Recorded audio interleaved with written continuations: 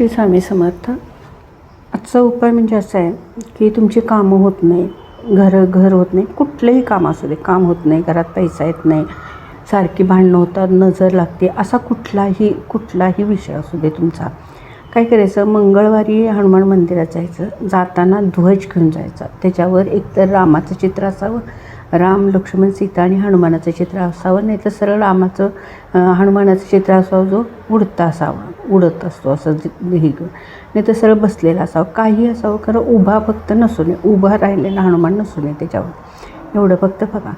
नंतर तिथं लावून दिला मंदिरात तर तो ध्वज मंदिरात लावा. असे 5 अमावस्या करायच्यात आणि अमावस्यानंतरचा येणारा पहिला मंगळवार करायचा.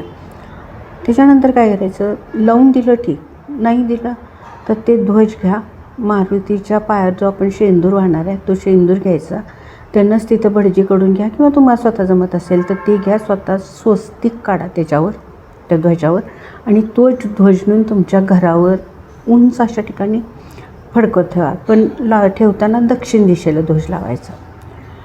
आणि असं समजा तुम्ही तुमच्या घरावर लावणार असेल तर मंगळवारी करून आणायचं मंदिरातनं आणि अमावस्याला लावायचा घराच्या वरती. आणि जो ध्वज राहिला आहे तो झाडाखाली, कुठल्याही मोठ्या झाडाखाली जायचं, जमीन उकरायची आणि त्याच्यात तो पुरून टाकायचा किंवा वाहत्या पाण्यात, तुम्हाला जसं जमत असेल तसं. मी वाहत्या पाण्याचं जास्त सांगत नाही, कारण जे काही जमिनीत जर झालं तर झाडाखाली ते पण छान असतं तेवढं, त्यामुळे तुम्हाला जसं सोडायचं तर तुम्ही करू शकता.